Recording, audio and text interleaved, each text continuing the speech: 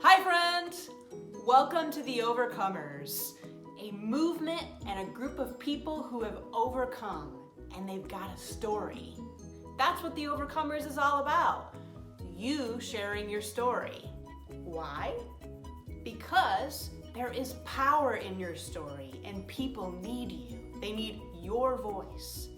They need your story of hope, faith, and inspiration that where they're at right now is not the end.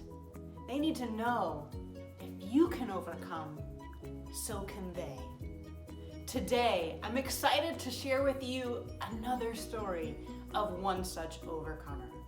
So let's go check out who it is.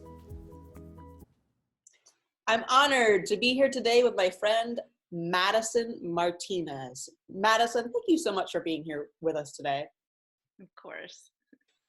So before we get started, I want to share a little bit about Madison for those who are listening with us today. So Madison is a registered behavioral therapist with a degree in psychology, and she is a mental health advocate. Madison had a hard childhood.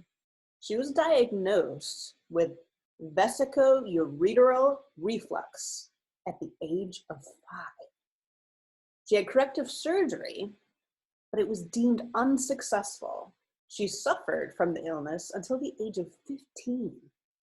She suffered from social anxiety and had many hospitalizations and in-home services. Her parents were in hospital debt. Her dad lost his job and they were living with their uncle. She was previously engaged to someone in the military and has overcome infidelity. She started the Finding Warriors charity organization run by mental health professionals dedicated to providing resources and education to adolescents, parents, and teachers in need. But what I'm blown away most by in you, Madison, is your overcomer spirit. Talking to you, you'd have no idea all that you have been through. You're so kind and you're so positive and you're so cheerful. You truly care about other people. And for someone who could easily choose to shut down and stay closed, instead you choose courage.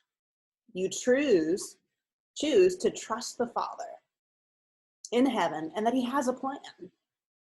And you're also helping other people who need it. You're helping children who struggle with mental health, being an advocate for them. And you're encouraging those who feel like they can't do it on their own.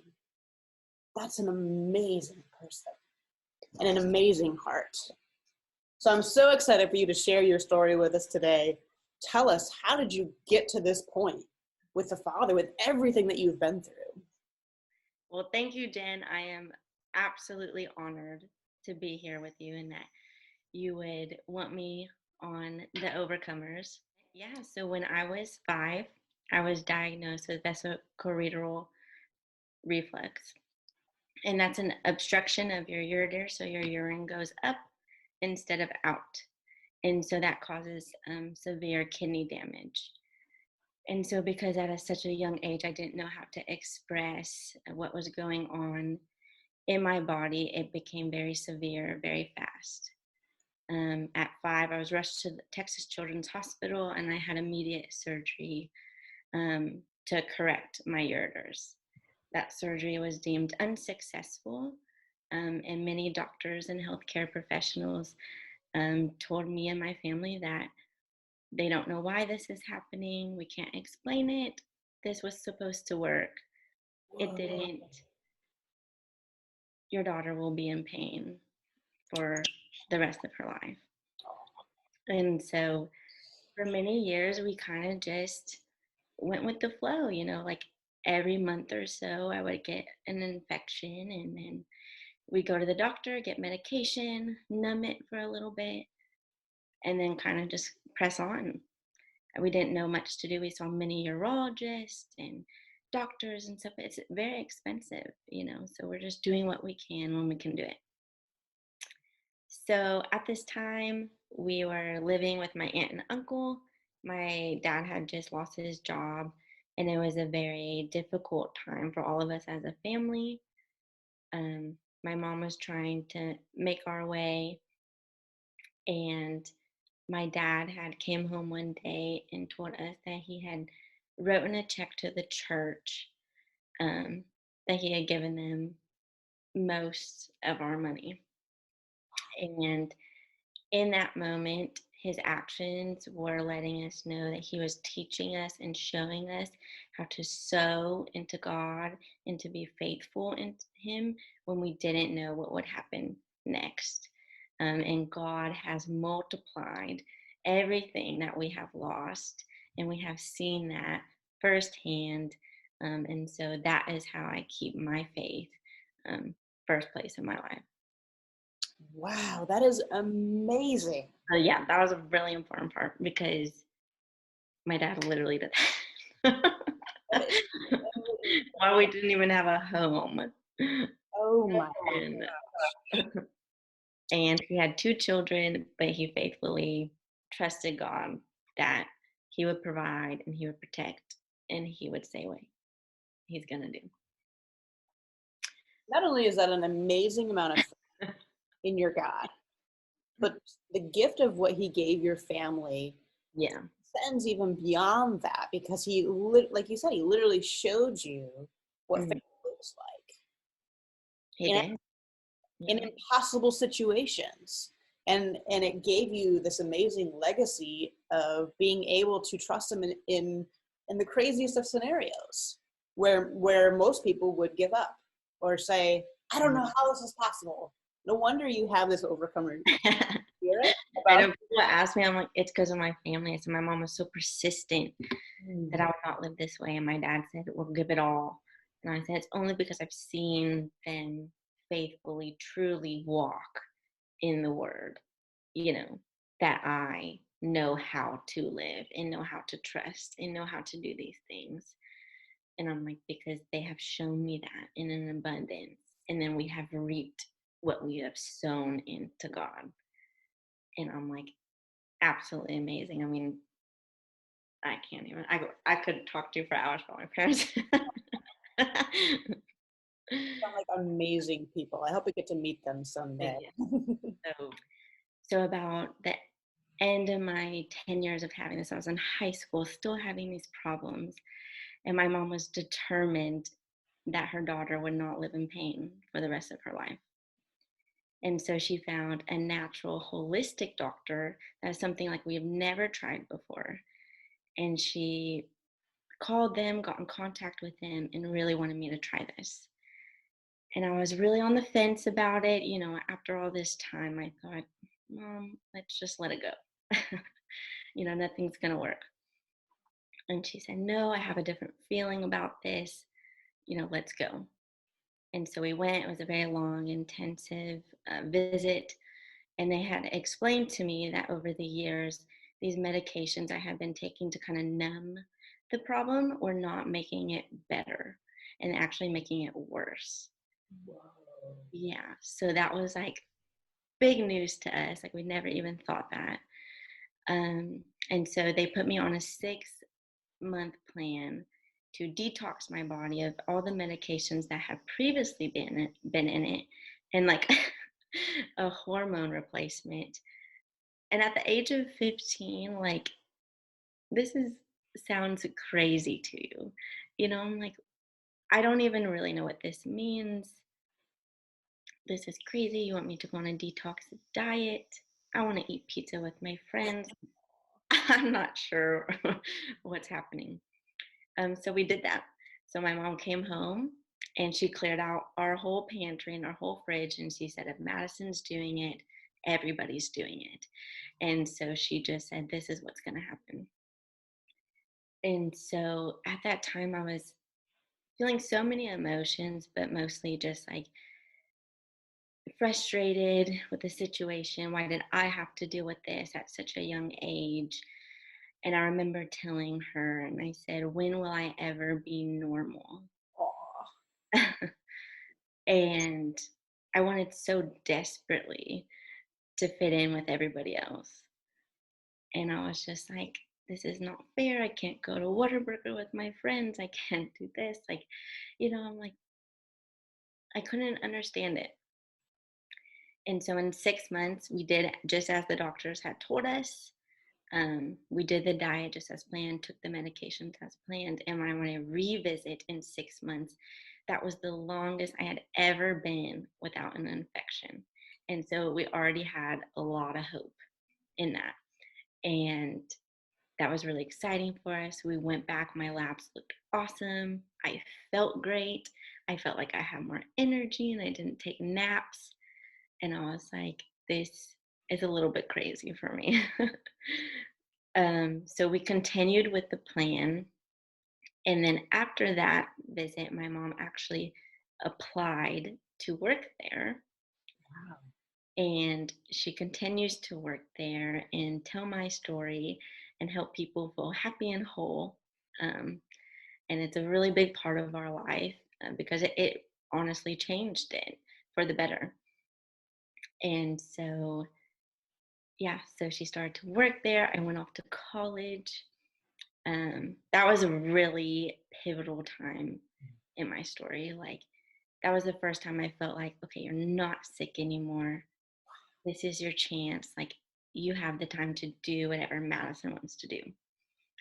And so I really soaked it in. I got invested in like a really good church there, a really good friend group, and a really good Bible study. And it really changed the course of my life. And so got invested there, did all these things, and I felt it's almost like I could hear God telling me, like, Madison, you cannot be common because I have called you. And he said, you cannot fit in because I made you to be set apart. And I really started to believe that about myself and feel that for me and just embrace it. And so I graduated college and I met somebody and we got engaged and we lived together. And so I had this great job in the medical field and I was just like on cloud nine. I was like, this is awesome. And so my previous fiance, he went into the military, and due to COVID and his training, we had to be separated for 6 months. Yes, and that was very unplanned, very devastating. Um, he came back 60 days before our wedding, and I found him being unfaithful to me. And so that is devastating to say the least. I mean, this is a day that you dream about since you are a little girl and you have so much expectation for. There are really quite no words to say the pain that brings you. In that moment, I felt and I did say out loud, why did God do this to me? And I had a friend say that he did not. But what I knew and what I felt were two very different things at that moment. Our relationship was very much faith-based. We had met just like that. Um, I was, it was first place in our relationship, I thought, and it was devastating to me to think that that could happen. How could that happen? I just kept asking myself questions. I trusted God in this. Why would he do this? And that was a question that went in my head over and over and over. I was like, if God brought us together, why would he do this? Why would he tear us apart? And that's when you have to put more of your faith in God and know that man will do this. But God has so much to bring of it. Yes. And so, and just kind of lean on that and have faith in that and go with that, because you can spend your whole life wondering the mistakes of man, and dwelling on that, or you can focus on the goodness of God. And So good. It's so amazing to me that you were able to separate your own mind in the midst of that pain from the truth. Like you said, you were having these feelings of like, why, which were your own feelings towards what was happening, which are natural. Yeah. Human being, things affect us. We have emotions. Yeah. Yeah. Yes. Of course. I mean, like, devastating is not even a word. That's like a complete understatement. We have met in the church. We went to Bible study together. We had someone mentoring us. Like, devastating is just like quite, and you are so shocked by what you have thought God has called you to do. He has removed from your life. Like, you are just absolutely in shock. And amazing that you were able to shift from that to, but I know who my God is and that he has a plan. And maybe it's just different than what I thought it was. yeah, and I think that's what you have to firm yourself in, ground yourself in. It's like, I know what God has said to me, and if he says it, I believe it. And so he did not say that this was my future. He told me that I have a future that does not harm me, that gives me peace and love and all these, and self-control and all these things. And so, I'll chase after that because that's what he's given me. That's amazing. That's amazing. I love how you said in the beginning of your story how you struggled with these feelings of wanting to feel normal. Mm-hmm. And then you're going through this next season and he shows you, I didn't call you to be normal. Mm-hmm. I called you to be unique because you were designed for a specific purpose and I designed you that way. Yes. It's so beautiful that you were able to grab hold of how he viewed you and that you heard him despite horrible struggle and horrible pain. And it's a pattern that you can see you carrying through your current struggle and what you continue to go through in different seasons. Yeah. It's so amazing that you were able to grab hold of who he is and what he's been telling you.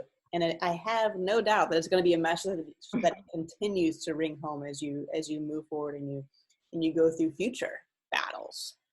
Yeah, I think it was very pivotal for me and almost freeing. I'm like, you don't know until you're surrounded by sorrow and sadness if you have true joy, because man cannot take away what you have not placed in him, but you have placed in God. And so, I can have joy and I can have peace and I can have all these things despite my circumstance. Yes. And I'm confident in that. So good. Yeah, in hindsight, it's almost like God was like just preparing us for like the kind of pain that we're in now, because we are very hurt, and that is certain, but we are very hopeful, and we have went through 10 years of struggle, and we are certain that God can get us through that God can get us through this. And it's really just not a doubt in our mind that he's a good defender and that he will do what is right and what is just. So good. And it's amazing too that you develop this pattern of having that mindset and saying that out loud in the midst of current struggles. You continue to look back, see that he is faithful, and so you know he will be faithful in the future. Mm-hmm. Yes, I think God tells us so much to remember because he knows how, we forget so easily. Mm-hmm. And we remember what he's done in our life and that he'll do it again. Yes. So good. So tell us more about your nonprofit and how people can come alongside you and what it is. Sure. So in working in the medical field, I got to know a lot of different medical professionals. We all had the same drive, if you will, and that we wanted to help people. I have went front line in COVID patients with autism who have COVID but cannot have their parents there. And so they need someone to communicate for them. I'm like, this is no joke. This is no joke. And people are hurting and people are sad and they have sorrow and they are dying. And we need to show up for them like Jesus came for us. Yes. And so my patients gave me so much hope in the position that I'm in. They have showed me what it means to have hope and have life and to push on, to push forward. And so we have started a charity organization. It's called Finding Warriors, and you can go to Instagram or Facebook. And what we do is encourage teachers or parents or adolescents who are in need of their mental health. And we have a vision this year to go in service, which means into schools, and to provide that service for them so that children and parents and teachers have the accessibility to what it means to, have mental health issues, or how we can help them cope with that. So that is our vision for this year, and we're very hopeful for that. That's amazing. I love your heart for other people. Like, everything that you've been through, that you're not focused on yourself. You are literally in the trenches helping other people who are dealing with a lot of the stuff that you've dealt with. It's amazing. So I know there's probably some people listening today who have, dealt with some of the same struggles that you have, Madison. They've had some of the same fears, the same thoughts, and been in those places with their health maybe, or emotional pain that you have, and they have the same questions and fears and thoughts that you did. So for that person listening today that can relate to Madison's journey, Madison, what one piece of advice would you give to somebody who's listening today who might be going through right now what you have been through? And God does not put us through anything that He has not already put in you to overcome. Whenever you are in this and you know the Lord, He will use it. God does not put us through something He is not going to use. Yes. You have to use it. You have to. Like, this interview is not an option for me. He has to use it for someone else's glory. I've set you apart, and I've made you for a design purpose, and I have not called you to fit in, but to stand out. And I'm like, oh, but that's such a hard call on your life. It is. Like, it's such a hard call on your life. And for you to believe it and then do something about it, like you said, being called to action. A lot of people don't do that. And I'm sure you can relate, there's a lot of fear in that. And it's just like, if I do this, will it really get to even one person? If I do this, but God doesn't ask us if we believe in ifs. He says now. And His word is better, and it is good, and it is for us. And so you just do it. And that your setback is not, it's a setup for you to be called into everything that God has made you to be. And to keep faith in Him, and to keep Him number one in your life, and He will take you places that you have never dreamed of. So what are some things that you have been doing, as you're dealing with overcoming all of this, like from a tangible perspective of like, oh, I've been reading my Bible, or I've been surrounding myself with this or that community. Like what tangible things can you give to someone who's listening today that needs some specific things that could help them through this process of healing? Yeah, I would first and foremost seek professional help. Someone to walk you through that, preferably a Christian counselor, if you're faith-based. Read books. I read your book. I talk about trauma and trials and grief, and this is both in one. Do that, and then to take care of yourself, because God has commanded us to rest. And so rest and know that you are exhausted and you are tired, and God rested, and so should you. And I think that's really important. What does rest look like for you? Rest looks like a face mask and my Bible open and a sermon on, a good book, a podcast, spending time with my family, eating a dinner, not being on my phone, having meaningful conversations that add value to my life and to theirs. That's what rest looks like. And I said I had kind of just unfollowed everything that was not serving me, and then followed everything that was serving Him. When you focus on who you're following instead of who's following you, your life is going to change for the better. And so I just I did that. And so I was like, whatever. And I said, now I like to get on Instagram because I see 3 of my favorite pastors every time I get on there. I feel encouraged every time I get on there. It's what you use it for. Thank you for being obedient to his voice and for having courage. I mean, Jen, I really don't think you know how much healing this brings to me, in my process, just to be able to do this and know that if one person sees it, they find hope. Like, it brings so much healing to me. And so what you're doing, I'm very passionate about. I freaking love your book. Like, I'm like, this is awesome. This has Jesus written all over it, and I'm all about it. So thank you so much. Well, you have Jesus written all over you, friend. Thank you. And you are such a bright light. And I know that light, because of your story and sharing it today, is going to touch so many people listening, because so many people can relate to having physical pain like you have experienced. And I'm not talking a little bit. You had years of pain. It's one thing to have a surgery or deal with a physical pain for a short period of time, but to deal with it basically your entire childhood is a whole other level of physical pain. Yeah, and someone brought that to my attention. I was telling them about you and this, and they said, did you even realize that you haven't had it in almost 10 years? And I said, no. I said, actually, you're the first person to ever bring that to my attention. I said, I just don't even think about it anymore. And I said, yeah, like I'm almost 25. And so I was like, no. And I was like, that is an awesome, awesome thought to have. You've basically experienced a miracle. Yeah. And I'm young. I'm so young. And people always think, I mean, I know my mom was like, you're so much older than, you act and all that. I'm like, it's because these hard times make you who you are. Mm-hmm. And it's through this that adversity, we can find strength and Jesus, because he gives it to us and he's already put it in us. And so I'm like, can't explain it.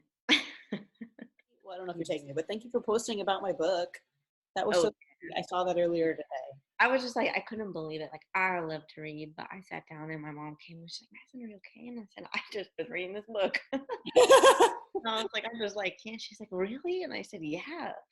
And I was just like, it was really relevant in what I'm feeling, even though it's very different situations.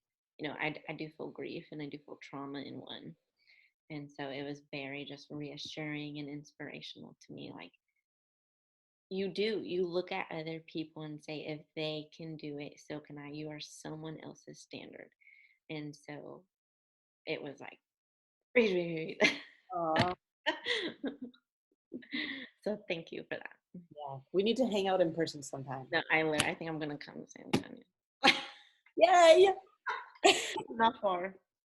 If you want to come beside Madison and all these amazing people who are helping those with mental health issues, make sure you visit.